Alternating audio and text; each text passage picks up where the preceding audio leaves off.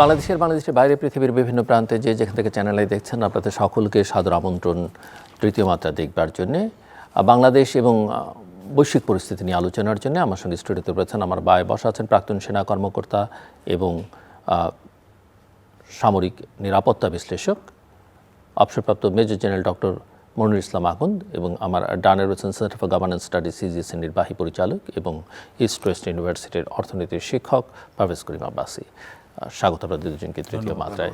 আমি একটু বাংলাদেশের প্রসঙ্গে পরে আসি। সামনে বাংলাদেশের নির্বাচন, অনেক বিষয়ই আলোচনার আছে, কিন্তু মূল আলোচনাটা আমরা মূলত নিরাপত্তা সংশ্লিষ্ট এবং বৈশ্বিক এবং আঞ্চলিক সম্পর্কের অবস্থান থেকে করতে চাই। এবং সাম্প্রতিককালের একেবারে উল্লেখযোগ্য আমরা সর্বশেষ ঘটনা প্রবাহের দিকে যদি তাকাই, ভেনেজুয়েলা একটা আমার মনে হয় যে আলোচনার জন্য খুবই গুরুত্বপূর্ণ বিষয়। ভেনেজুয়েলাতে তার শাসন ব্যবস্থা, অভ্যন্তরীণ অবস্থা এবং সর্বশেষ যুক্তরাষ্ট্র ভেনেজুয়েলার সঙ্গে যেটা হলো, যুক্তরাষ্ট্র এবং ভেনেজুয়েলার মধ্যে, মানে আপনাদের অ্যানালাইসিস কি?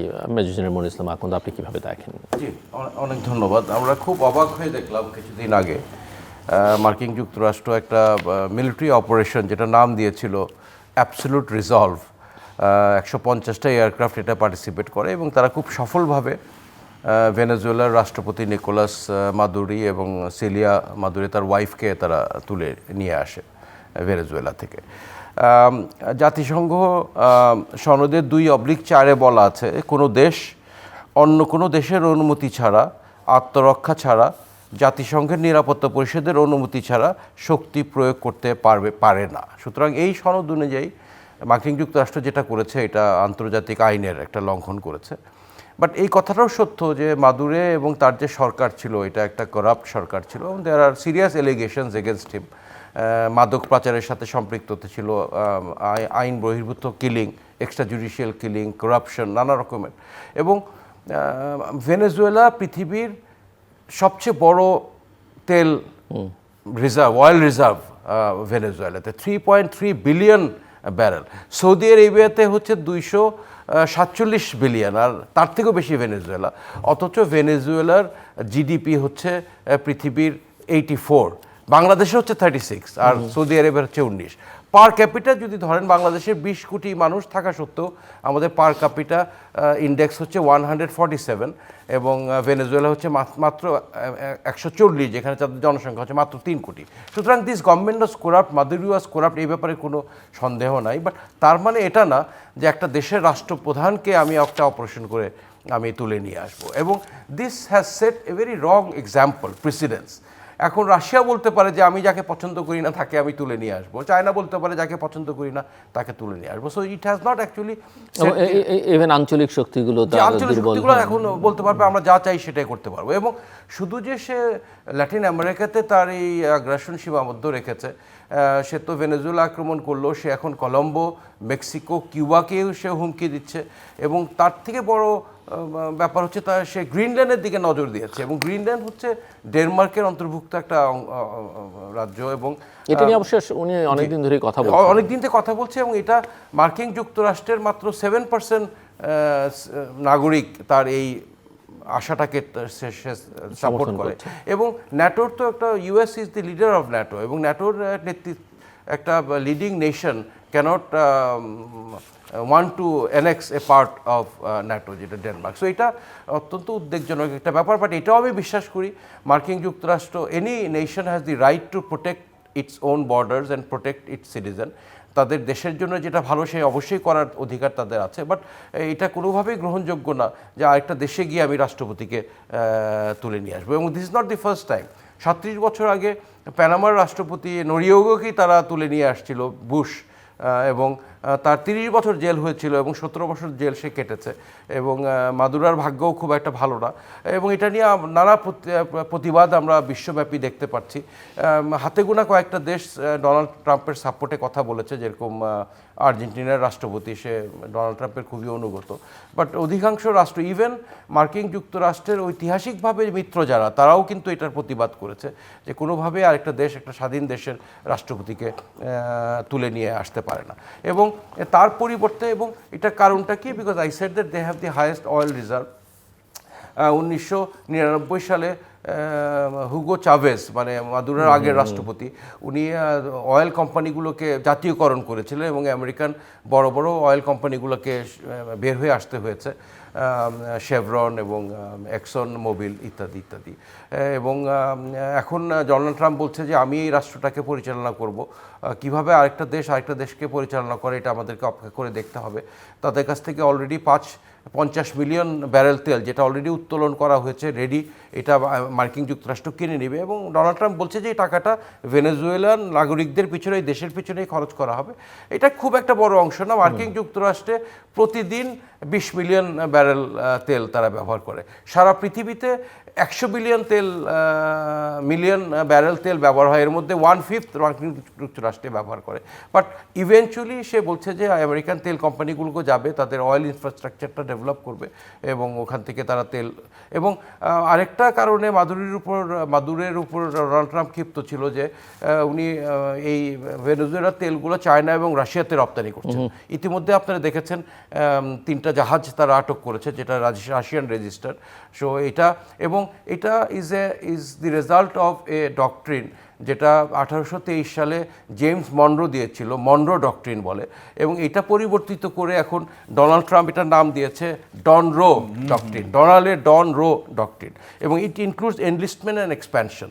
এবং এই ফিলসফির মাধ্যমেই, এবং মন্ডো বলেছিল যে আমাদের এই ওয়েস্টার্ন হেমিস্ফিয়ারে মানে নর্থ সাউথ আমেরিকাতে অন্য কোনো উপমহাদেশের কোনো রাষ্ট্র এসে এখানে মাতবরি করতে পারবে না, দুষ্টামি করতে পারবে না।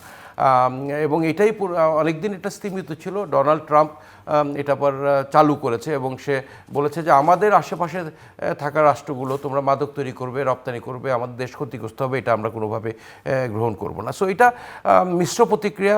ইভেন ভেনেজুয়েলান যারা মার্কিন যুক্তরাষ্ট্রে বসবাস করে অনেকে এটাকে সাধুবাদ জানিয়েছে, অনেকে এটার প্রতিবাদ করেছে। ভেনেজুয়েলার মধ্যেও দেখেছি আমরা একটা অংশ খুশি হয়েছে, একটা অংশ খুশি হয়নি। So it is a mixed result. Overall আমি যেটা বলবো যে I think this was not the right example that you has. So এখান থেকে আমরা কি লেসন নিতে পারি? আমি পরের পর্যায়ে আপনার কাছ থেকে শুনতে আসবো। তার আগে পারভেজ করিম আব্বাস সুপার সুইট। জি, থ্যাংক ইউ। আমি মুনির ভাইয়ের সাথে মোটামুটি একমত। তুমি বলবো হচ্ছে ডেভিলস অ্যাডভোকেট, কেননা হচ্ছে ডেভিল তো এখানে হচ্ছে আপাতত আন্তর্জাতিক আইন অনুযায়ী বা কূটনীতি শিষ্টাচার অনুযায়ী ডেভিল হচ্ছে ডোনাল্ড ট্রাম্প। কিন্তু ডোনাল্ড ট্রাম্প আমি বলবো হচ্ছে যে রিফ্রেশিংলি অনেস্ট। এখন সবাই তো এখন তো এখানে যখন এটা দর্শকরা দেখবে হইচই শুরু করবে। ডোনাল্ড ট্রাম্প এমন কিছু মার্কিন যুক্তরাষ্ট্রের প্রেসিডেন্ট হিসাবে নতুনভাবে করেন নাই যেটা মার্কিন যুক্তরাষ্ট্রের নীতির মধ্যে এখানে ইনগ্রেন ছিল না। উনি যেটা বললেন, মুনির ভাই বললেন যেটা এখানে হচ্ছে যে এই মনরো ডক্ট্রিন, আপনি যে মনরো ডক্ট্রিন থেকে নিয়ে আসা হয়, যখন ওখানে আমেরিকান প্রেসিডেন্ট মনরো বললেন যে 1823 সালে যে আমরা কোনো আমেরিকার এখানে উত্তর আমেরিকা দক্ষিণ আমেরিকাতে কোনো ইউরোপিয়ান কোনো ক্ষমতাকে আমরা ঢুকতে দিব না, অনুপ্রবেশ করতে দিব না। আমরা আমাদের এখানে আমেরিকাটা এখানে আমরা নিজেরা আমেরিকান করবো এখানে। বাট এসেনশিয়ালি এটা হচ্ছে যে এখানে হচ্ছে যে সুপ্রিমেসিটা ইনশিওর করা। এরপর থেকে আপনি যদি দেখেন এই বিগত 100 বছরে প্রত্যক্ষ এবং পরোক্ষভাবে, ডিরেক্টলি বা ইনডিরেক্টলি, মিলিটারি ইন্টারভেনশন বলেন বা হচ্ছে যে আপনি সিআইএ দ্বারা ইনভলভ করা, এখানে হচ্ছে যে যেগুলো আছে যে সিআইএ ডিক্লাসিফাইড ফাইলস থেকে আমরা করছি, অন্তত 100 বার যুক্তরাষ্ট্র সরাসরি বা হচ্ছে ইনডাইরেক্টলি হচ্ছে এই ল্যাটিন আমেরিকাতে, দক্ষিণ আমেরিকাতে বা ক্যারিবিয়ানে এখানে কিন্তু হচ্ছে সরকারের পট পরিবর্তন করেছে বা সরকারকে এখানে ধস নামিয়েছে টু স্যুট দ্য ইন্টারেস্ট। এটাকে বলা হয় ব্যানানা ওয়ার্ডের মধ্যে পড়া হয়, যেখানে ওদের ইউনাইটেড ফ্রুট কোম্পানি এখানে হচ্ছে যে ওদের আধিপত্য এখানে নষ্ট করার জন্য, বা কোল্ড ওয়ারের সময় সালভাদর আলান্দের এখানে চিলের সরকারকে এখানে, বা কিউবাতে এখানে, বা এখানে ওরা এখানে বে অফ পিগসের ইনভেশনে, তো নানানভাবে এখানে ওরা হচ্ছে, বা মেক্সিকোতে এখানে চলে গেছে 1914 থেকে 1916 সালে। তো এইরকম এবং পানামা বলে তো ওরা একটা আলাদা একটা দেশই ওরা এখানে সৃষ্টি করলো, যাতে পানামা ক্যানেলে হচ্ছে ওদের স্ট্র্যাটেজিক এখানে ইমপ্রিন্টটা করার জন্য। এখন ডোনাল্ড ট্রাম্পের কিন্তু মেথড টু দ্য ম্যাডনেস আছে। আমি যদি এখানে আরও কিছু সম্পূরক হিসেবে দিই, দেখুন ঠিকই বলেছেন ভাই, যেখানে হচ্ছে যে হুগো চাভেজ পপুলারলি ইলেক্টেড, কিন্তু তারপর যেটা হয় যে জনপ্রিয়তা পাওয়ার পর, নির্বাচনে আসার পর আস্তে আস্তে যেটা করা হলো, ক্ষমতা কুক্ষিগত করা হলো, সোশ্যাল সার্ভিস বাড়িয়ে দেওয়ার। কারণ তখন তো ভেনেজুয়েলার কাছে প্রচণ্ড তেল ছিল, অনেক তেলের এখানে খনি ছিল, এবং বিদেশি কোম্পানি এগুলোকে ন্যাশনালাইজ করার পর যেটা করা হলো যে হুগো চাভেজ আস্তে আস্তে ডিক্টেটোরিয়াল হয়ে গেলেন, স্বৈরশাসনের দিকে চলে গেলেন। নির্বাচনগুলো হচ্ছে আরও এখানে প্রশ্নবিদ্ধ হয়ে গেল। এবং ওনার মৃত্যুর পর যখন হচ্ছে এখানে নিকোলাই মাদুরো আসলো, নিকোলাই মাদুরো কিন্তু হুগো চাভেজের মতো কিন্তু ওই রকম ক্যারিজমা নাই। তো চাভিস্তা তাকে যাকে বলা হয় যে এখানে চাভেজের ওখানে অন্ধ অনুসারী, কিন্তু উনি যেটা মনে করলেন এবং সকল দেখেন যে ডিকটেটর একই রকম রাস্তায় যায়, উনি তখন নির্ভরশীল হলেন হচ্ছে রাশিয়া এবং চীনের উপরে। রাশিয়া এবং চীনের উপর নির্ভরশীল হওয়ার জন্য বাম ঘরানার এখানে যদি নীতি যদি এখানে উনি মুখে মুখে যেখানে বুলি আওড়াতেন, তো যেটা হয়ে গেল যে কিউবা, ভেনিজুয়েলা, তারপর হচ্ছে যে আপনার এখানে নিকারাগুয়া, কলম্বিয়া, এরকম হচ্ছে যে বা ব্রাজিল ক্ষেত্র বিশেষে, আর্জেন্টিনা এক সময় ছিল, সবাই এখানে কিন্তু চীনের ফুটপ্রিন্ট বাড়া শুরু করলো। এবং সবচেয়ে যেটা আমার মনে হয় যেটা হচ্ছে আরও ইম্পর্টেন্ট বিষয়, প্রথমটা তো অবভিয়াসলি হচ্ছে অয়েল। মানে পৃথিবীর 17 থেকে 20% হচ্ছে অয়েলের রিজার্ভস হচ্ছে ভেনিজুয়েলাতে। 300 বিলিয়ন ব্যারেল এখানে ওদের রিজার্ভস আছে, কিন্তু 1 মিলিয়ন ব্যারেলের মতো ওরা রপ্তানি করতে পারে না, কেন ওদের এখানে হচ্ছে বিনিয়োগ কমে গেছে, ওদের এখানে মেনটেনেন্স করা যায় না, এখানে দুর্নীতি হয়ে গেছে। এবং প্রচুর হচ্ছে আপনার ভেনিজুয়েলা থেকে দক্ষ যে শ্রমিক, ইঞ্জিনিয়ার, জিওলজিস্ট সবাই কিন্তু এখানে দেশ ছেড়ে চলে গেছে। এবং যুক্তরাষ্ট্রে কিন্তু কিছু প্যাটার্ন আছে, ওরা কিন্তু আগের বছরের মারিয়া করিনা মাচাদোকে তাকে হচ্ছে নোবেল প্রাইজ দেওয়া হলো। নোবেল প্রাইজ দেওয়া, পিস প্রাইজে দিয়ে দিলে ধারণা করা যে ওখানে পশ্চিমা বিশ্বের আশীর্বাদ আছে বা যুক্তরাষ্ট্রের আশীর্বাদ আছে। সেটা ডেডিকেট করলো ডোনাল্ড ট্রাম্প। কিন্তু তার জন্য দেখেন হচ্ছে যে এটা কিন্তু এখানে একটা মিল আছে যেটা কাকতলীয়র চেয়ে বেশি। এবং যেহেতু তাকে হচ্ছে নির্বাচনে বাধা দেওয়া হলো, তো তার প্রক্সি প্রেসিডেন্সিয়াল মানে ক্যান্ডিডেট হিসেবে এডমান্ডো গঞ্জালেস এখানে প্রেসিডেন্টের নির্বাচনে করলেন এবং ধারণা করা উনি জিতেছিলেন, কিন্তু হচ্ছে নিকোলাস মাদুরো হচ্ছে ইলেকশনটা চুরি করেছে। This a pattern. তো এই যে এখানে সরকারে এখানে যে প্রেসিডেন্ট এবং প্রেসিডেন্টের ওয়াইফকে যখন এখানে এইভাবে উঠিয়ে নিয়ে আসা হলো, তো হলিউড স্টাইল মুভির মতো এখানে মিশন ইম্পসিবলের মতো দেখে এক্সফিলট্রেট করা হলো, তখন এটা কিন্তু এক্সপার্ট ভেনিজুয়েলানদের মধ্যে কিন্তু অনেকেই কিন্তু এটা তো এখানে সমর্থন করেছে। তো ডোনাল্ড ট্রাম্প কিন্তু দেখেন এরপর কিন্তু গণতন্ত্র রিস্টোরেশনের কথা বলেন নাই। উনি কিন্তু বলেন না যে যখন মারিয়া করিনা মাচাদোর কথা বলছে সে তার এখনো সবার সমর্থন নাই, সে হচ্ছে অত তার মধ্যে যোগ্যতা নেই, এবং তার ভাষণের মধ্যে 20 বার সে তেলের কথা বলেছে। আর সে এমনভাবে 20 বার কেন তেলের কথা বলে, এবং তারপর স্ট্র্যাটেজিটা দেখেন, যুক্তরাষ্ট্রই চালাবে এবং যুক্তরাষ্ট্রের কোম্পানিগুলো যে তাদের ন্যাশনালাইজ করা হচ্ছে তাদেরকে হচ্ছে খরপোশ হিসাবে দেওয়া হবে। এবং হি ওয়ান্টস টু ডিল এখন ইরাকের ওইটার পর যে বাথিস সরকার, সাদ্দাম হোসেনের এটা এখানে পতন হয়ে যাওয়ার পর পুরো ইরাক কিন্তু এখানে এক ধরনের একটা ইনস্টেবিলিটি হয়েছে। এইটা থেকে ওরা করছে যে ওরা বলেছে না যে এই ভাইস প্রেসিডেন্ট যে আছে ডেলসে রড্রিগাস, তার সরকারের সাথে তারা ডিল করবে, কেন ওরা চায় যে সরকারের একটা ইউনিফাইড কমান্ড, কেন একটা পলিটিক্যাল স্টেবিলিটি এবং অ্যাকাউন্টেবিলিটি চায়। এবং বলছে যদি আমাদের সাথে কমপ্লাই না করো তাহলে কিন্তু সমস্যা আছে। আবার দুটো জিনিস শুধু বলতে দেয়, দেখেন এইখানে হচ্ছে যে যুক্তরাষ্ট্র যে সোল সুপার পাওয়ার, ওকে আপনি যতই যুক্তরাষ্ট্র ক্রিটিসাইজ করবেন, আমিও করবো, কিন্তু ফ্যাক্টস অন দ্য গ্রাউন্ড আছে কি, এই লেফট এখানে বলি না গ্লোবাল সাউথ, লেফট এগুলো খুব সুন্দর কথা বুলির জন্য, এখানে বলার জন্য খুব সুন্দর লাগে, নর্থ সাউথ কত কিছু আছে। ওই আপনার এখানে নিকোলাস মাদুরোর জন্য কিউবান ইন্টেলিজেন্স ছিল হচ্ছে তার স্পেশাল প্রোটেকশন দেওয়ার জন্য। আচ্ছা, চাইনিজ স্পেশাল ইনভয়েস চলে আসছিল, চায়না বলেছিল এখানে আমরা বেস করব। রাশিয়ানরা হচ্ছে ওদের ভেনিজুয়েলার আর্মির সংখ্যা হচ্ছে 1 লাখ, 1 লাখ আর্মিকে ওরা হচ্ছে যেখানে ওরা এখানে অস্ত্রশস্ত্র দেয়। তো রাশিয়া হচ্ছে ইউক্রেনে ব্যস্ত, চীন হচ্ছে তাদের অর্থনীতিকে সামলানোর ব্যস্ত, এবং চীন কোনো ডিরেক্টলি কোনো এখানে মিলিটারি কনফ্লিক্টে আজ পর্যন্ত এখন ইনভলভড হয় নাই, ওরা চায় এখানে কনফ্লিক্ট মিনিমাইজেশন। এবং কিউবান সিকিউরিটি ইন্টেলিজেন্স ওরা জানলেও না যে ওদের যাকে প্রোটেক্ট করছে প্রেসিডেন্ট তাকে নিয়ে গেছে। এবং 3 জানুয়ারিতে এই সময় যে কারাকাস হচ্ছে পুরো জায়গাটা হচ্ছে পাহাড়ি জায়গা, ওই সময় যখন হচ্ছে ইউএস হেলিকপ্টারগুলো যখন আসছিল ইউএসএস আয়োজিমা থেকে, সবচেয়ে মজার কথা হচ্ছে যে মাদুরোর ক্যাবিনেটেই ওখানে নাকি একটা মোল ছিল মন্ত্রী পর্যায়ে, যে সব হচ্ছে ডিটেলস দিয়ে দিয়েছে। তো এবার তাদের ওখানে পেনিট্রেশনটা কি, এবং এখন ট্রাম্প করবেটা কি? প্রথমত ট্রাম্প বলছে হচ্ছে যে এই যে তেলের সাপ্লাই যেগুলো এখানে আগে কিউবা পেত, কিউবা নির্ভরশীল ছিল, কিউবার এখন তেলের সাপ্লাইটা পুরোপুরি ব্লকেড হয়ে যাবে। এবং কিউবা যে দীর্ঘস্থায়ী যে বামপন্থী সরকার আছে, মূল্যস্ফীতি বা এখানে হচ্ছে যে খাবারের শর্টেজের জন্য ওদের কাছে জনরোষটা বাড়বে। কলম্বিয়াতে যেখানে যে নেক্সট একটা টার্গেট এখানে, তো কলম্বিয়ার প্রেসিডেন্ট যিনি আছেন তার সাথে হচ্ছে যে গুস্তাভো পেত্রো, সেখান থেকে যে সবচেয়ে বেশি করে কোকেন প্রোডাকশন করা হয়, এবছর নেক্সট টার্গেট ও হতে পারে। এবং সে পুরা হচ্ছে দক্ষিণ আমেরিকাতে একটা সিগন্যাল দিয়ে দিল, তুমি দক্ষিণ আমেরিকা বলো উত্তর আমেরিকা বলো, তুমি হচ্ছে আমার স্পেয়ার অফ ইনফ্লুয়েন্স, এখানে চীন এবং রাশিয়া কাউকে ঢুকতে দেবে না, বিশেষত চীন। এবং last but not the least, এই যে প্রচুর যে তেল তার কাছে চলে আসলো, একদিন তো তেল উঠাতে পারবে না, কিন্তু এই তেলটাকে সে কী করবে, এতকাল ভেনিজুয়েলা যেটা করতে হচ্ছে যে ওরা পেট্রো ডলার সিস্টেম থেকে বাইরে চলে আসলো, কারণ আপনি জানেন যে বিশ্বের তেল এখানে সবই হচ্ছে ডলারে বেচা হয়। এখন নতুন একটা মুভ নিয়েছে ভেনিজুয়েলা, চায়না, রাশিয়া, এমনকি সৌদি আরব এবং ব্রিক্স কান্ট্রি, যে তেলগুলো হচ্ছে ওরা হচ্ছে ডলারে বেচবে না, যে মনে করে চায়নাকে ইউয়ানে এখানে বেচবে, রাশিয়াতে এখানে। এখন ট্রাম্প এটা থ্রেটেন কি করবে, এই যে বাড়তি তেলগুলো আছে সেটাকে ওখানে এক্সট্র্যাক্ট করবে, এবং এখন ওপেককে এবং ওপেক প্লাসকে ওরা থ্রেট করবে, তোমরা যদি আবার ডলারে যদি এখানে তোমরা লেনদেন না করো, তাহলে আমি তেল বাজারে সাপ্লাই করে তেলের দামে ধস নামিয়ে দেবো, তাহলে তোমাদের অর্থনীতিতে চাপ পড়বে। তার মানে সে দেখুন, সে ডলারকে সে আবার হচ্ছে তার কারেন্সি, গ্লোবাল কারেন্সি এখানে এটা রাখতে চাচ্ছে।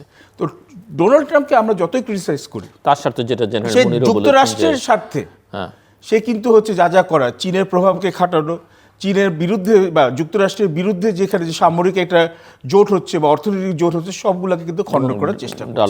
ডলারের আধিপত্যটা বজায় রাখার জন্য। জেনারেল মনিরুল ইসলাম আখন্দ, আপনি এই কথার সূত্র ধরে বলবেন, কিন্তু আমার যেটা প্রশ্ন ছিল যে আমাদের মতো দেশগুলোর জন্য এখান থেকে কোনো লেসন নেবার আছে কিনা। জি, আমি আগে একটু ওই রেশ ধরে দুই একটা কথা বলে আপনি আপনার এই স্পেসিফিক কোশ্চেনে আসছি। আমিও বলতে চাই যে ডোনাল্ড ট্রাম্প কিন্তু মার্কিন যুক্তরাষ্ট্রের ইতিহাসে he got the highest vote in the last election, এবং মার্কিন যুক্তরাষ্ট্র একটা দেশ যেখানে একজন কেনিয়ান বাবা মধ্যমারাম Hussein, black African, can be elected as the president. Donald ট্রাম্পের মতন ব্যক্তি 2 বার রাষ্ট্রপতি হতে পারে। তো ওখানে আসলে জনগণের ক্ষমতা আছে, এবং তাকে যারা ভোট দিয়েছে তারা বিশ্বাস করে যে মার্কিন যুক্তরাষ্ট্রের জন্য যেটা ভালো সেটাই ডোনাল্ড ট্রাম্প করবে। এবং আমি আব্বাস ভাইয়ের সাথে একেবারে একমত যে ওর মন আর মুখের মধ্যে কোনো পার্থক্য নাই। ও যেটা মনে বিশ্বাস করে সে বলে দেয়, এবং আগের যে রাষ্ট্রপতিরা ছিল তার থেকেও বড় বড় অপরাধ করেছে, বাট অ্যাপারেন্টলি মনে হতো তারা পৃথিবীর সবচেয়ে ভদ্র একজন মানুষ। তো ওই দিক থেকে I have respect for Donald Trump. এবং এই যে অপারেশনটা হলো, আমি একজন অবসরপ্রাপ্ত সেনা কর্মকর্তা হিসেবে বলি, it was such an successful operation.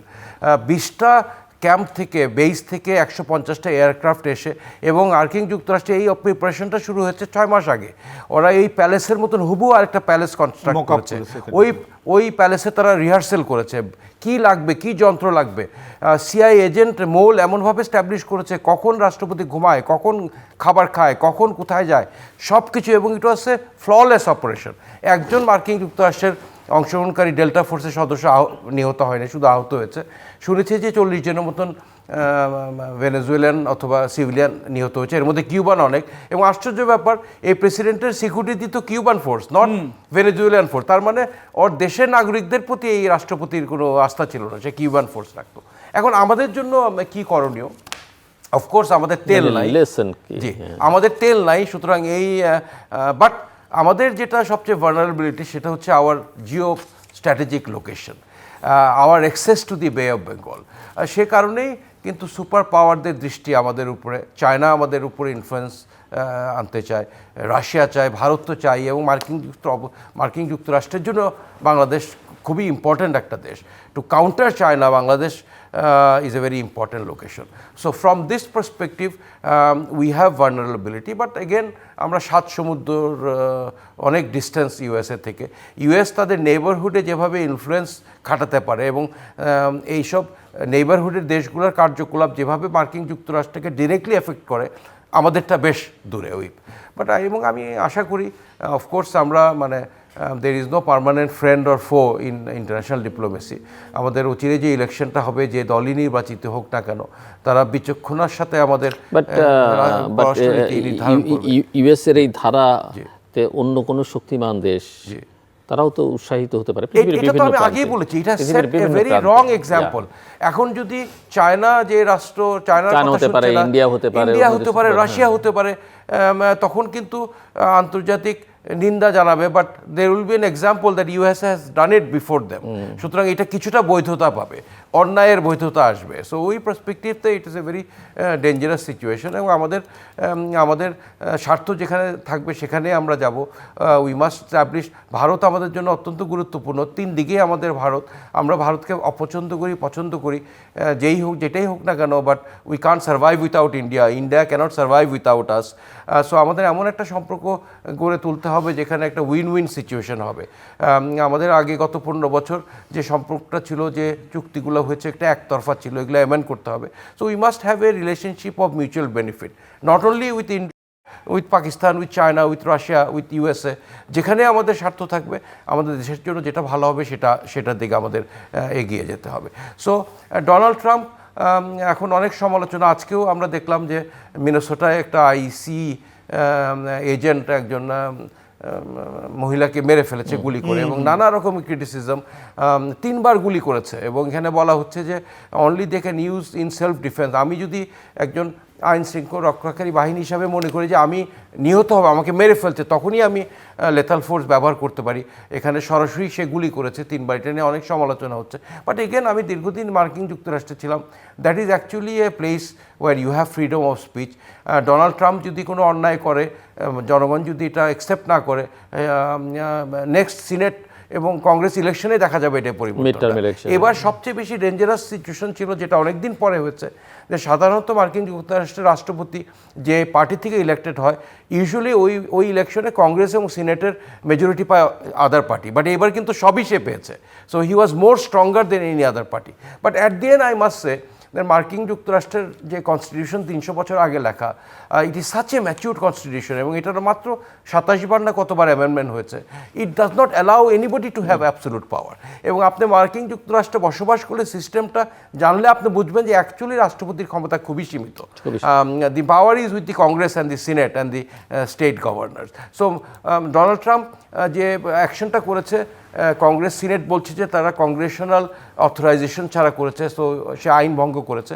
এবং ডোনাল্ড ট্রাম্প লজিক দিচ্ছে যে আমি কংগ্রেশনাল অনুমোদন নিতে গেলে এই তথ্যটা লিক হয়ে যেত, এবং আমরা হয়তো তার মাদুরিকে, but again he has to be answerable.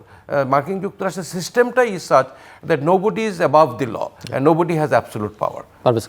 G, lesson হচ্ছে, প্রথম জিনিস হচ্ছে যে মানুষ বলে যে ইন্ডিয়ানরা খুব একটা বলে বাপ কন হয়, আমি বলবো যে দাদা কন হয়। ব্যাপার হচ্ছে যে আমরা মানে হু ইজ দ্য গ্র্যান্ডফাদার। সবার উপরে হচ্ছে একমাত্র পরাশক্তি হচ্ছে যুক্তরাষ্ট্র। আপনার পছন্দ হোক না হোক, আপনি যুক্তরাষ্ট্র আপনার বলছে হচ্ছে যে আন্তর্জাতিক এখানে কালচার বহির্ভূত কাজ করছে, মানবাধিকার লঙ্ঘন করছে, বা এখানে হচ্ছে এই ওয়ার্ল্ড এখানে যে ফ্রি ট্রেডিং অর্ডার যেটা আছে, মাল্টি ট্রেডিং অর্ডার ভায়োলেট করেছে, সবাই মুখে মুখে প্রতিবাদ করেছে। বাট এক চায়না আংশিকভাবে এখানে এটা প্রতিরোধ করা ছাড়া প্রত্যেকটি দেশ, এমনকি European union as a block, সবাই কিন্তু যুক্তরাষ্ট্রের সাথে কিন্তু হচ্ছে ট্যারিফ নেগোসিয়েশনে গেছে, যদিও বা কিন্তু যুক্তরাষ্ট্র আরবিট্রারিলি করেছে।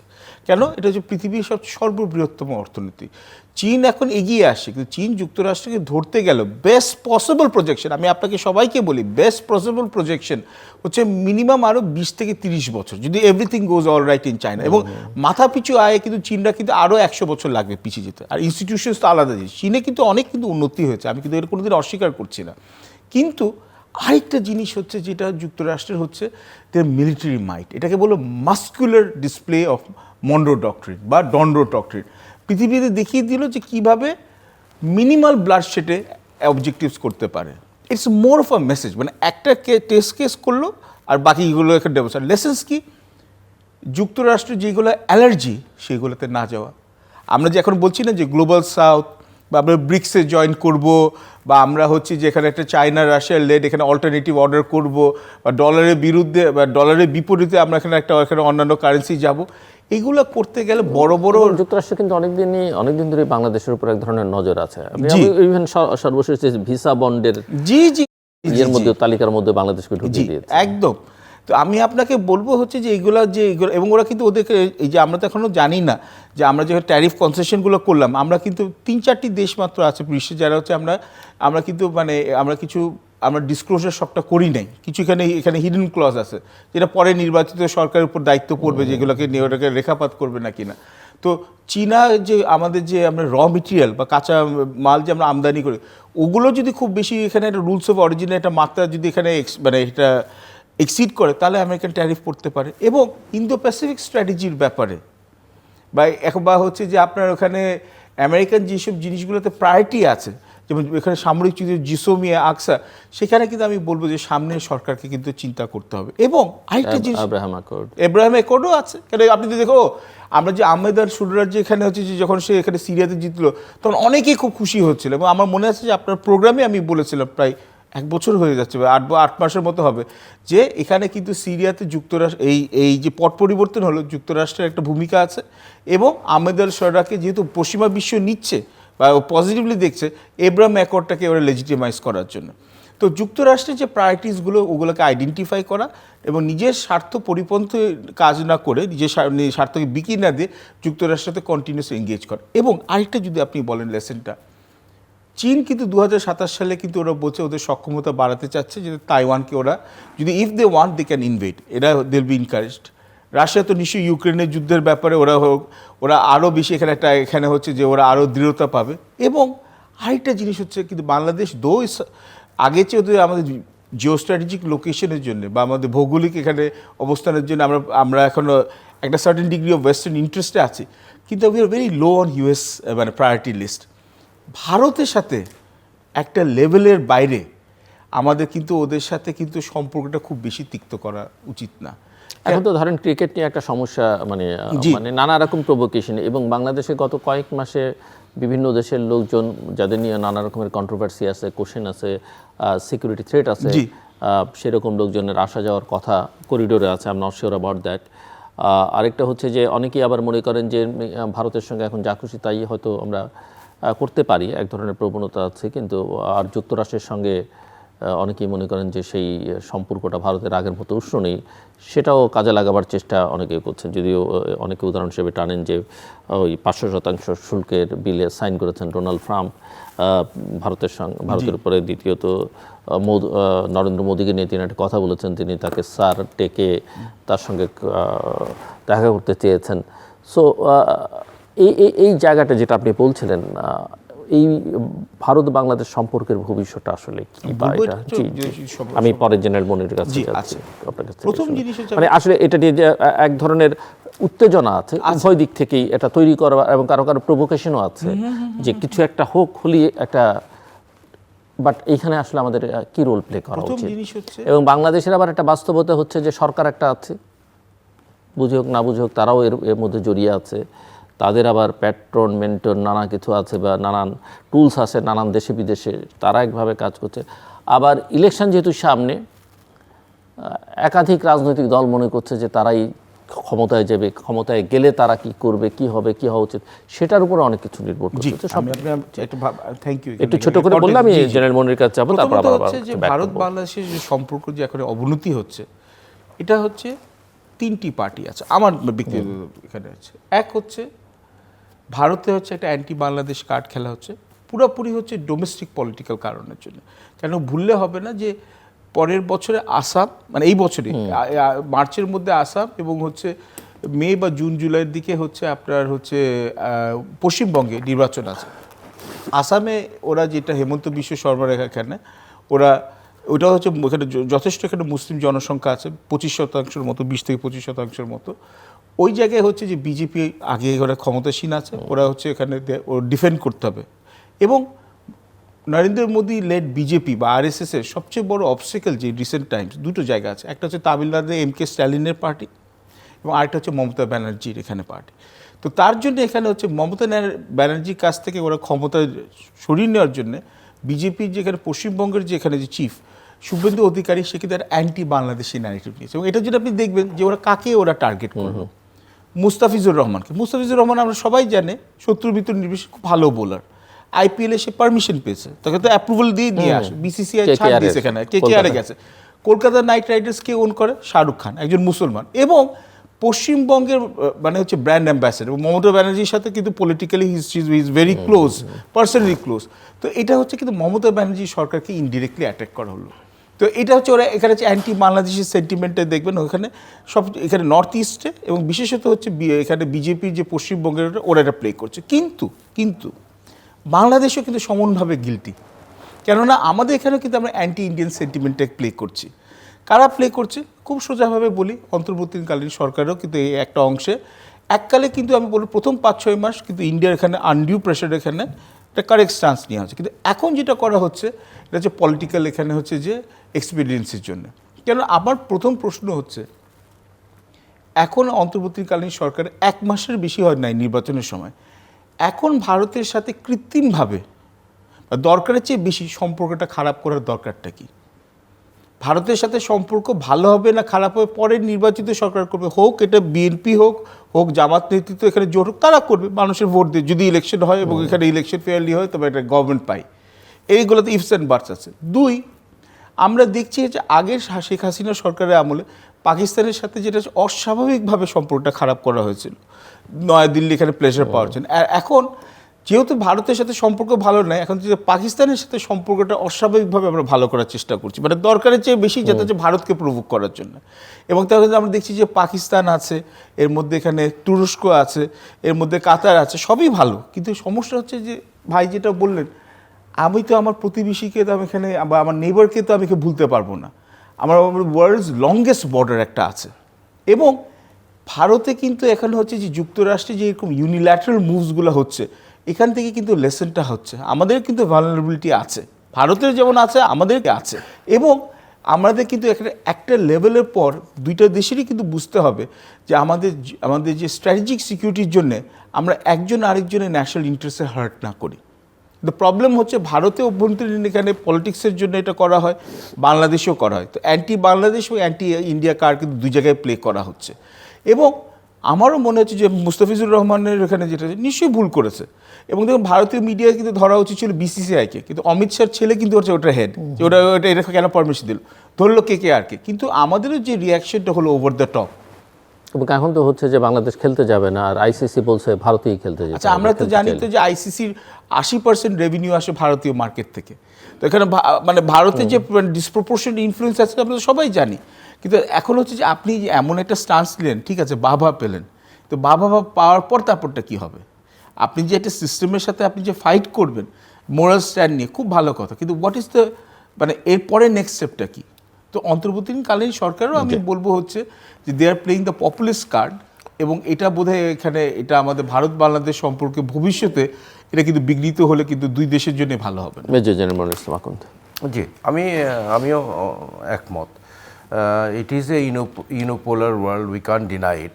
মার্কিন যুক্তরাষ্ট্র ছাড়া বাংলাদেশ কেন, কোনো দেশেরই চলবে না। আমাদের যে পরিমাণ রপ্তানি হয় ওখানে, এবং এই ট্যারিফ বৃদ্ধির পরে আমরা যে একটা অস্থিরতার মধ্যে পড়েছিলাম, সো আমাদের এমন কোনো অ্যাকশন নেওয়া যাবে না, because Donald Trump is very erratic, এবং তার কিন্তু সিদ্ধান্তগুলো যে একেবারেই কোনো রিসার্চ ছাড়া হয় না এটা না, সে যথেষ্ট রিসার্চ করেই এটার উপর সিদ্ধান্ত নেয়, এবং এমন কোনো সিদ্ধান্ত নেওয়া যাবে না যেখানে আমাদের উপর আরও এক্সট্রা চাপ পড়ে। এবং ভারতের ব্যাপারে আমি এটা বলি যে we have to learn to live with India. India is the big brother in this neighbourhood, এটা তো কেউ অস্বীকার করতে পারবে না। আমাদের মধ্যে একটা উইন উইন রিলেশনশিপ আনতে হবে, এবং অফ মিউচুয়াল বেনিফিট। এবং I also believe and I agree that the government is over reacting in a sense that 1 মাসের ইলেকশনের 1 মাসের আগে এত বড় সিদ্ধান্ত নেওয়া কতটুকু সমীচীন হয়েছে আমার এই ব্যাপারে সন্দেহ আছে। হ্যাঁ, ভারত তো একটা, এবং it is I also agri that এটা ডোমেস্টিক পলিটিক্স। আপনি মনে আছে অগাস্টের আন্দোলনের পরে বিজেপি বিশেষ করে পশ্চিমবঙ্গে যেভাবে মাইনরিটি এবং বাংলাদেশের মাইনরিটির উপর অত্যাচারের উপর যেভাবে বড় বড় করে দেখছিল, আমাদের সীমানায় সমাবেশ হচ্ছিল, এটা কিন্তু not because they have feelings for Bangladesh, is because they wanted to strengthen their political stand in West Bengal. So আমাদেরকে we have to learn, আমি যেটা বলেছি বারে বারে, যে আমাদেরকে সম্পর্ক সবার সাথে এমনভাবে রাখতে হবে অফ মিউচুয়াল বেনিফিট, এবং India USA is very important, India is also very important. এবং ডোনাল্ড ট্রাম্প, এই যে মনে করেন আপনি ওই যে বন্ডের ব্যাপারটা বললেন, দুই একটা কথা বলি, এটা আই ডোন্ট, অলদো আমি এটাতে খুশি হই নাই, but I don't blame Donald Trump. পৃথিবীর 120টা দেশের লিস্ট তারা বের করেছে, এর মধ্যে বাংলাদেশের অবস্থা 19, যে আমাদের দেশ থেকে সবচেয়ে বেশি মানুষ গিয়ে ওখানে ভিসা ভায়োলেট করে তারা ফেরত আসে না। এই লিস্টের মধ্যে 19তম স্থান আমাদের দেশের যে ভাইয়ের সাথে কথা হচ্ছিল 54% of the Bangladesh is living in USA, কি লজ্জাজনক, ওয়েলফেয়ারের উপর টিকে আছে। এবং এইটি লিস্টের উপর ভিত্তি করেই সে প্রাথমিকভাবে 6টা দেশ, পরে 7টা দেশ, 25টা, 38টা দেশের এটা করেছে। এবং এটা নট 15,000, এটা 5 থেকে 15,000। আপনি ইন্টারভিউর সময় তারা অ্যাসেস করবে যে আপনি কতটুকু ফেরত আসার সম্ভাবনা বেশি, 5,000 হতে পারে, 15,000 হতে পারে। এবং আপনি যদি ভিসা নিয়ম মেনে চলেন অথবা ভিসা রিজেক্টেড হন, তাহলে টাকাটা আপনাকে আবার ফেরত দিয়ে দিবে। এটা অবশ্যই একটা চাপ পড়বে, but USA has the right to stop illegal immigration to their country. So I don't blame Donald Trump because of the decisions that he has taken.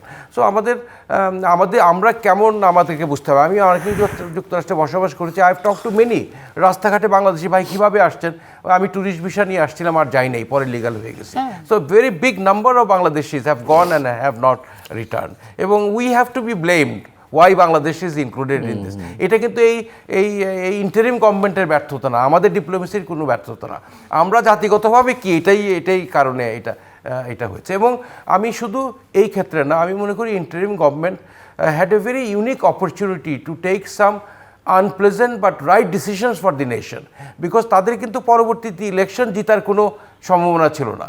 Political party ক্ষমতায় থাকলে তারা ভাববে যে আমি এখন একটা সিদ্ধান্ত নিলে বিদ্যুতের দাম বাড়ালে জনগণ আমাদের পছন্দ করবে না, আগামী ইলেকশনে আমাদেরকে ভোট দেবে না।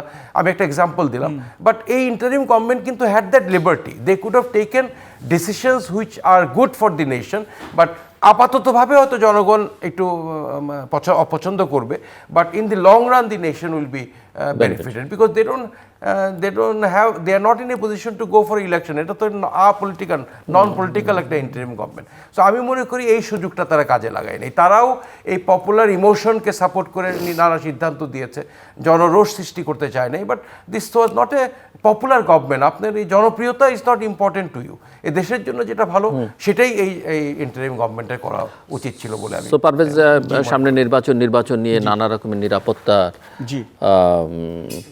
সংকট সংশয়ের অনেকের মধ্যে আছে, আপনি কি দেখেন? আমার তো মনে হচ্ছে যে অন্তর্বর্তীকালীন সরকারের উপদেষ্টাদের উচিত যে ফেসবুকে পোস্ট না দিয়ে, কেন আমরা তো বাংলাদেশের জনগণ, আমাদের দাবি হবে যে আপনারা যে নির্বাচন করার জন্য প্রাথমিক যে কন্ডিশন, এই আইন শৃঙ্খলার অবনতি তো আপনি এখন ঠেকাতে পারেন না। গতকালই তো আবার মনে হয় যে এখানে তসলিমাবাজার এখানে হচ্ছে শ্রমিক দলের, স্বেচ্ছাসেবক দলের এখানে, তো এরকম তো হরহামেশা হয়েই যাচ্ছে। এবং এখন ইলেকশনে 1 মাসের মধ্যে সময় নেই, এখন অন্তর্বর্তীকালীন সরকার হচ্ছে যে আমার তো মনে হচ্ছে deliberately is trying to provoke India, যাতে হচ্ছে জিনিসটা এখানে অ্যাটেনশনটা ডাইভার্টেড হয় বা ইন্ডিয়া একটা ডিসপ্রপোর্শনেট রিয়াকশন করা হয়। আমি বলছি না যে ইন্ডিয়া হচ্ছে এঞ্জেলিক, কিন্তু আপনার হচ্ছে যা জিনিস আপনার করার কথা, সেই যে অভ্যন্তরীণ যেখানে মিনিমাম এখানে একটা কন্ডিশনসগুলো সেট করা, যে আপনার এখানে একটা পিসফুল ইলেকশন হবে। এই গণভোটের ব্যাপারে তো আমরা এখন কিছু শুনছি না। আপনি এখানে গণভোটের ব্যাপারে তো আমরা এত যে টাকা হলো, যেখানে ট্যাক্স পেস টাকা, আপনার সবার সাধারণ মানুষের টাকা, এইখান থেকে তো এতগুলো শুনানি হলো, কমিটি হলো, ইত্যাদি হলো। এবং এখন কিন্তু ইলেকশনের আধারে কিন্তু এখন গণভোটটা আমরা ভুলে গেছি। তো আমাদের দেশের লোকরা তো, আপনি এই সত্যি কথা বলতে, এখনও কিন্তু আমরা যে অনেক জায়গায় মার্কা দেখে ভোট দিই, প্রতিনিধি আমরা যাকেই দেখেন মার্কা ধরে দেখি, খুব কম জায়গায় এক্সেপশন আছে। তো আপনার যেখানে গণভোটের মতো এখানে যে কমপ্লেক্স ইস্যুগুলো আছে, হ্যাঁ না ভোট এখানে বোঝার মতো আমাদের ম্যাচুরিটি হয়েছে, আমি তো ঠিক মতো বলতে পারবো না। এবং তারপর হচ্ছে যদি এখন তো আবার হচ্ছে যে আমি জামায়াতের এখানে নেতৃত্বে এখন এখানে ওদের এখানে অভিযোগ উঠেছে যে এখন সরকার হচ্ছে এক ধরনের একটা বায়াস দেখা গেছে। তো অন্তর্বর্তীকালীন সরকার যদিও বা হচ্ছে পলিটিক্যাল গেম তো ভালোই বুঝে, আমার কাছে মনে হয় যে প্রথম দিকে দেখলাম যে এনসিপিকে এখানে হচ্ছে পার্টির ফরমেশন এবং এটাকে সাপোর্ট করা, এটা কিংস পার্টির মতো। তারপর দেখলাম যে জামায়াতের প্রভাব হয়, এবং তো জামায়াত আর এনসিপি একসাথে হয়ে গেছে এখানে কোয়ালিশন হিসেবে। এবং এখন দেখছি হচ্ছে যে বিএনপির সাথে এখানে হচ্ছে যে বেশ এখানে উষ্ণতা চলে আসা, এই যে সব কিছু এখানে করাতে এখন সরকারের যে এখানে একটা যে নিউট্রাল একটা হতে হবে, এখানে ইমেজ রাখতে হবে, এটাও তো এখন প্রশ্নবিদ্ধ হয়ে গেছে। এবং এখন এসপি ডিএসপি বা এখানে হচ্ছে যেখানে আপনার যে এখানে সরকারি এখানে যে অ্যাডমিনিস্ট্রেশনে যারা আছে তাদের এখানে পক্ষপাত দুষ্ট হিসাবে এখানে আছে, দুইটা দলই একজন করছে। তো আপনি একটা ক্রেডিবল জন্য যেটা দেশে অত্যন্ত দরকার, আপনার কি রাইট কন্ডিশনস আছে নাকি না, এটা তো আপনাকে ইনশিওর করেন। এবং আপনার অর্থনীতি কিন্তু এখানে হচ্ছে অবনতি কিন্তু হয়েই যাচ্ছে, এটা কিন্তু ঠেকাতে পারছে না। 5 মাস ধরে কিন্তু ক্রমাগত কিন্তু আমাদের রপ্তানি কমে গেছে। এবং আরেকটা যদি আপনি আমাকে সুযোগ দেন, যুক্তরাষ্ট্রে কিন্তু আরেকটা জিনিস হয়েছে ডোনাল্ড ট্রাম্পের, যুক্তরাষ্ট্রে বসে প্রবাসীরা যারা রেমিটেন্স করবে, $100 কিন্তু $1 কিন্তু হচ্ছে ট্যাক্স। তো আমরা বলছি তাতে কী হয়েছে, 1% ট্যাক্স কিন্তু বিশাল জিনিস, কিন্তু যুক্তরাষ্ট্র কিন্তু one of the largest source of remittance earning. তো এটা কিন্তু আমাদের উপর কিন্তু বিশাল একটা চাপ আসবে। এবং the single last thing, 500% tariff যেটা এখানে ডোনাল্ড ট্রাম্প ওকে করেছে লিন্ডসে গ্রাহামে এখানে ভারতের উপরে, কেন করেছে, যেখানে হচ্ছে যাতে রাশিয়ান তেল কেনা থেকে বিরত থাকে। এবং তাহলে আমরা বলছি যে ভারতকে কেন ভারতকে চাপ দিচ্ছে যাতে যুক্তরাষ্ট্রের সাথে কমপ্লিটলি স্ট্র্যাটেজিক অ্যালাইন হয়। কিন্তু যে ভারত যে এখনও যে ইম্পর্টেন্ট, এটা আমি একটা ইন্ডিকেশন দিয়ে দিচ্ছি। এই 26 তারিখে জানুয়ারিতে US ambassador designate to India কে হচ্ছে সার্জিও গোর, যে আবার special representative for South Asia and Central Asia. যুক্তরাষ্ট্রের পররাষ্ট্রনীতি এবং হচ্ছে কূটনীতি এবং হচ্ছে ন্যাশনাল সিকিউরিটির ব্যাপারে অত্যন্ত ইম্পর্টেন্ট মানুষ। তো এইরকম একজন মানুষকে যখন নয়াদিল্লিতে পাঠাচ্ছে, ওরা কিন্তু চাইছে হচ্ছে ভারতকে কমপ্লিটলি তাদের সাথে এখানে অ্যালাইন করতে, চায়নাকে ঠেকানোর জন্য। তো এই ট্যারিফের ভয় দিয়ে ওরা যেটা করছে, ভারতকে হচ্ছে যাতে বিজনেস লবির প্রেশারটা আসে, যাতে ভোটারদের লবিটা আসে, যাতে রাশিয়ার উপর স্ট্র্যাটেজিক ডিপেন্ডেন্সটা কমে যায়। কিন্তু লং টার্মে চায়নাকে রোখার জন্য যুক্তরাষ্ট্র এবং ভারত কিন্তু আবার রিঅ্যালাইন হওয়ার সম্ভাবনাই বেশি। তখন এই নতুন যদি রিঅ্যালাইনমেন্ট হয়, তখন যারা বলছিল যে যুক্তরাষ্ট্র এখন ভারতকে দেখতে পাচ্ছে না, এখানে আমরা যা খুশি করতে পারবো, তখন আমাদের কি হবে? জেনারেল মনিরুল ইসলাম আকুন্দ। জি, আমি একটু ইলেকশন নিয়ে বলি। আমাদের সকলেরই আশা যে আগামী ইলেকশন হবে আমাদের জীবনের দেখা শ্রেষ্ঠ ইলেকশন, যেখানে অবাধ নিরপেক্ষভাবে সবাই। এখন আপনার আশা আছে সেটা? এটা নিয়ে এখন আমি একটু সামান্য দ্বিধার মধ্যে আছি। আমার মনে আছে যে জেনারেল এরশাদ ফলের পর যে ইলেকশনটা হয়েছিল, ওখানে I have seen the leaders of the two major political parties come and debated in front of the nation. এটা কেন হচ্ছে না? এবার তো একটা সুযোগ ছিল যেখানে প্রধান রাজনৈতিক দলের নেতৃবৃন্দ একটা টেবিলে আসবে, তারা ডিবেট করবে, তারা কি করতে চায়, তাদের প্ল্যানিংটা কি জনগণ জানবে। গণভোট, আমি তো মনে করি 90% বাংলাদেশি জানে না এটা কি হচ্ছে, কি ভোট দিব, এই এডুকেশনটা কিন্তু এখনও দেওয়া হচ্ছে না। সো এই ইলেকশনের মাত্র 1 মাস বাকি, এর মধ্যে কিন্তু আমি জানি না পলিটিক্যাল পার্টির এজেন্ডা সম্পর্কে জনগণ জানে কি না, গণভোট কী বিষয়ে হচ্ছে, কীভাবে আমাকে দেওয়া উচিত তা না দেওয়া উচিত, কেন দেওয়া উচিত না, এটার ব্যাপারে প্রপার এডুকেশন হচ্ছে না। এবং রিসেন্টলি যে আমরা টার্গেটেড কিলিংগুলো দেখলাম, this is something that we don't want to see. আমরা ভেবেছিলাম একটা ঈদের মতন একটা উৎসবমুখর একটা নির্বাচন এবার হবে, যে যাকে খুশি তাকে গিয়ে ভোট দিতে পারবে। আমার বিবেচনায় যে সবচেয়ে শ্রেষ্ঠ ক্যান্ডিডেট, সৎ, দেশপ্রেমিক, তাকেই আমি ভোট দিব। বাট দিস 1-2 কিলিংস, 20 কোটি মানুষের মধ্যে 3 জন মারা যাওয়া is not important, but the impact that it is living behind, it is creating fear. মানুষের মধ্যে ভয়ভীতি সৃষ্টি করছে যে আমি ভোট দিতে যাব কি যাব না। এটা the government should have control. এবং এটাও সত্য যে এই 43,000 ভোট কেন্দ্রে যথাযথ নিরাপত্তা দেওয়ার নিরাপত্তা বাহিনীর পক্ষে ইট ইজ ডিফিকাল্ট, হাতে গোনা নিরাপত্তা বাহিনীর সংখ্যা আমাদের। তো আমি মনে করি এই পরিস্থিতিতে আর্মির ম্যাজিস্ট্রেসি পাওয়ার আছে, but number is very limited. কত 30, 40, 50 হাজার হয়তো ডিপ্লয়েড হবে, এবং 63,000 ভোট কেন্দ্র। আমি মনে করি নাগরিক হিসাবে আমাদেরকে এই দায়িত্বটা নিতে হবে। আমরা ওসমান হাদির জানাজাতে যেভাবে আমরা উৎসুক জনতাকে দেখেছি, বেগম খালেদা জিয়ার জানাজাতে যেরকম রেকর্ড পরিমাণ মানুষ হয়েছে, মানুষ স্বতঃস্ফূর্তভাবে এই দেশের এই ইলেকশনের দায়িত্বটা আমাদেরকে নিতে হবে। আমাদেরকে অ্যাজ এ ভোটার, গ্রাম যেখানেই থাকি না কেন, আমাকে নিশ্চিত করতে হবে সবাই যাতে অবাধ নিরপেক্ষভাবে আমরা ভোট দিতে পারি। শান্তি রক্ষা নিশ্চিতকারী বাহিনীর পাশাপাশি আমাদের জনগণকেও কিন্তু এটা প্রোঅ্যাক্টিভ হতে হবে আমার মনে হয়। এবং পুলিশ, ইউ আন্ডারস্ট্যান্ড, এই অগাস্টের এই পরিবর্তনের পরে তারা আন্ডার স্ট্রেংথ, অনেক পুলিশ ভেঙে গেছে, অনেক পুলিশ জেলে আছে। এই গভর্নমেন্টের একটা ব্যর্থতা, এই চুরি হওয়া অস্ত্রগুলো তারা এখনও পুরোপুরি উদ্ধার করতে পারে নাই। একটা বিপুল সংখ্যক অস্ত্র বাইরে আছে। আমি শুনেছি ভোট কেন্দ্রগুলোতে 2 জন করে পুলিশ থাকবে, কিছু আনসার থাকবে, but 2 police few answer is not enough. Striking force থাকবে। এবং আমি আশা করি এই গোয়েন্দা সংস্থাগুলো তারা তাদের প্রপার রিসার্চ করেছে, তারা একটু অ্যাটলিস্ট অ্যাসেস করে বুঝতে পেরেছে যে কোন কেন্দ্রগুলো বেশি ভার্নারেবল, কোথায় এই রিজার্ভ ফোর্সটা থাকা দরকার। It needs a lot of background preparation. I hope they have done it. But আমরা যদি এই টার্গেটেড কিলিংগুলো যদি এই ইলেকশনের আগে this few days are very important. In the history of Bangladesh. এই ইলেকশন পর্যন্ত যে কয়েকটা দিন বাকি আছে, এই দিনগুলোতে আমাদের মন্ত্রণালয়গুলো, সশস্ত্র বাহিনী, আইন শৃঙ্খলা বাহিনী, স্বরাষ্ট্র মন্ত্রণালয়, আমাদের we have to be extra alert, we have to ensure that this targeted killings doesn't take place, it doesn't create any fear in the minds of the voter. আমরা আমাদের ইতিহাসের একটা শ্রেষ্ঠ ইলেকশন আমরা দেখতে চাই, আমরা এই ইতিহাসের অংশ হতে চাই। আমরা চাই যে একটা শ্রেষ্ঠ ক্যান্ডিডেটকে আমরা ভোট দিয়ে তাকে নির্বাচন করব, এবং whoever comes in to power should remember that power is very temporary, এবং যেই ক্ষমতায় আসুক না কেন তাদের মনে রাখতে হবে যে তাদেরকে আবার ইলেকশনে পার্টিসিপেট করতে হবে। এমনভাবে তারা 5 বছর কাজ করবে যাতে মানুষ ভালোবেসে তাদেরকে আবার পুনরায় ভোট করে। This incident in August last year has proven, and it has proven many a times, that power is very temporary, only your good deeds will remain. এবং এই 5 বছর যদি আমরা সঠিকভাবে কাজ না করি তাহলে পুনরায় আমরা নির্বাচিত হব না, আরেক পার্টি ক্ষমতায় আসবে। এটা আমাদেরকে মনে রেখে পলিটিক্যাল পার্টিগুলোকে এগিয়ে যেতে হবে।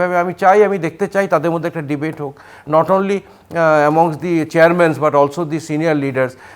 আমরা মার্কিন যুক্তরাষ্ট্রে দেখেছি there are series of debates, not only by the final candidates of the two parties but within the party nomination ঠিক করার জন্য কিন্তু সিরিজ অফ ডিবেটস হয়। ওই ডিবেটস দেখেই ডেমোক্রেটস ভোটাররা ডিসাইড করে আমরা কাকে আমরা নমিনেশন দিব, অথবা রিপাবলিকান পার্টি। ইউএসএতে যে সিটিং প্রেসিডেন্ট সে দ্বিতীয়বার অটোমেটিক নমিনেশন পায়, আরেক পার্টি থেকে তারা ডিবেট করে করে তারা ক্যান্ডিডেট নির্বাচন করে, এবং নির্বাচিত ক্যান্ডিডেটের সাথে সিটিং প্রেসিডেন্টের আবার সিরিজ অফ ডিবেট হয়।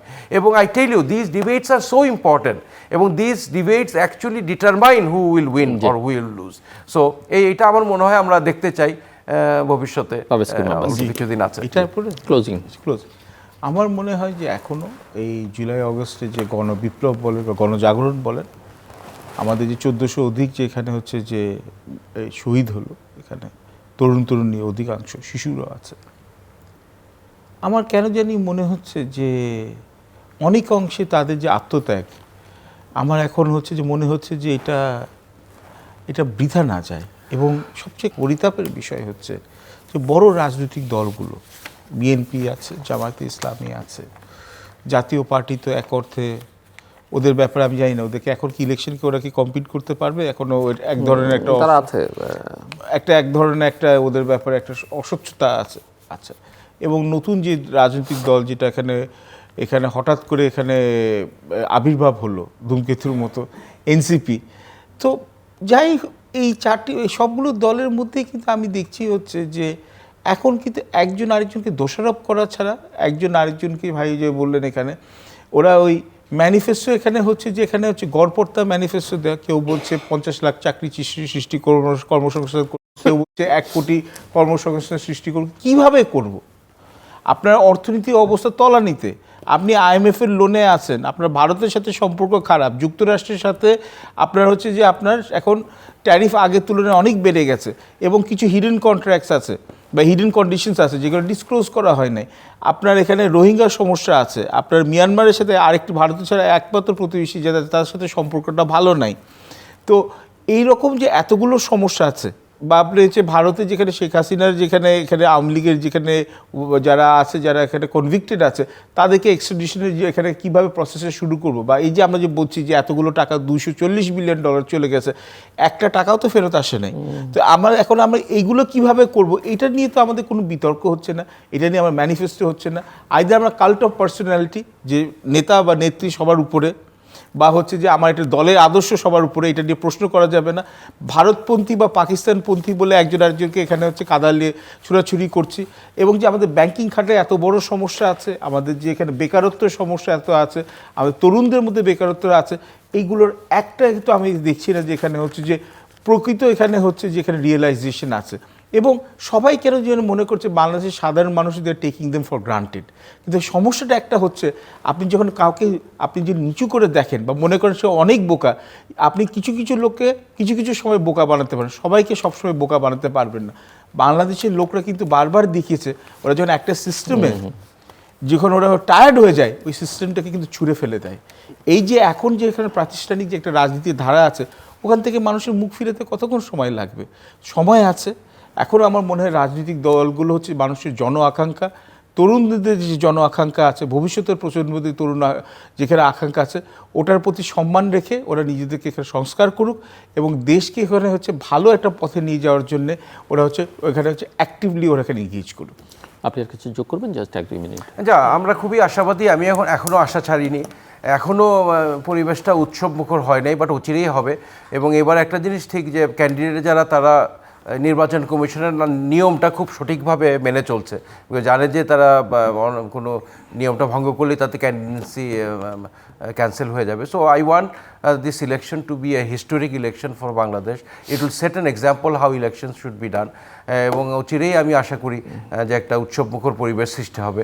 আমরা খুশি মনে আমরা নির্ভয়ে নির্দ্বিধায় আমরা ভোট দিতে যাব। আমরা একটা সুন্দর ইলেকশন দেখতে চাই এবং ইলেকশনের মাধ্যমে একটা সুন্দর সরকার গঠিত হবে এবং দেশটা এগিয়ে যাবে ইনশাল্লাহ। দর্শক, অনুষ্ঠান শেষ প্রান্তে আমরা সামাজিক যোগাযোগ মাধ্যম ফেসবুক, এক্স এবং ইউটিউবে তৃতীয় মাত্রা লাইভ স্ট্রিম হচ্ছে আপনারা দেখতে পারেন। টেলিভিশনের পর্দায় দেখতে না পারলে যে কোনো সময় যে কোনো স্থান থেকে ইউটিউবে তৃতীয় মাত্রা চ্যানেলটি সাবস্ক্রাইব করে এই পর্ব বা পুরোনো পর্বগুলো আপনারা দেখতে পারেন। মিস্টার পারভেজ করিম আব্বাসী এবং মিস্টার মনিরুল ইসলাম আখন্দ, অসংখ্য ধন্যবাদ এই আলোচনা অনুষ্ঠানের জন্য।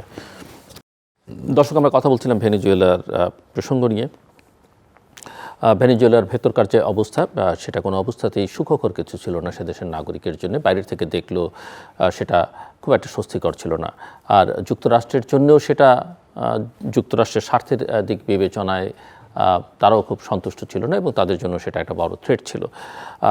কিন্তু যুক্তরাষ্ট্র যেটা করেছে, চোখ দিয়ে তাকালে সেটাকে খুব একটা গ্রহণযোগ্য কারো কাছেই মনে হয় না, বিবেক দিয়ে দেখলেও মনে হয় না। কিন্তু একটা দেশের সঙ্গে আরেকটা দেশের সম্পর্ক বা একটা দেশের শাসক গোষ্ঠী বা যারা রাষ্ট্র পরিচালনার সঙ্গে যুক্ত, তারা যখন তার দেশের স্বার্থ দেখতে চান, জনগণের স্বার্থ বিবেচনা করতে চান, সেই বিবেচনা থেকে দেখলে তার এক ধরনের জাস্টিফিকেশন তৈরি হয়। এবং সেখান থেকে আমাদের কিছু লেসন নেবার আছে। আমাদের মতো দেশগুলো এবং আমাদের চারপাশে, এইসব দেশের চারপাশে থাকা যে শক্তিমান দেশগুলো, তাদের মধ্যকার সম্পর্ক, যে সমীকরণ বা সম্পর্কের যে কেমিস্ট্রি, রসায়ন, সেটা চিন্তা করতে গেলে এই ভেনেজুয়েলা এবং যুক্তরাষ্ট্রের মধ্যে যা হলো সেটা মাথায় থাকলে ভালো। এবং এই আলোচনা করতে গিয়েই আমার দুই অতিথি খুব জোরের সঙ্গে বলেছেন যে বাংলাদেশের জিও স্ট্র্যাটেজিক যে লোকেশন, সেই লোকেশন বিবেচনায় বাংলাদেশ কোনো অবস্থাতেই যেন যুক্তরাষ্ট্রকে না চটায় এবং যুক্তরাষ্ট্রে বাংলাদেশের স্বার্থ আছে অনেক, এবং সেই স্বার্থের উপরে যদি আঘাত আসে বাংলাদেশ নিজেই ক্ষতিগ্রস্ত হবে।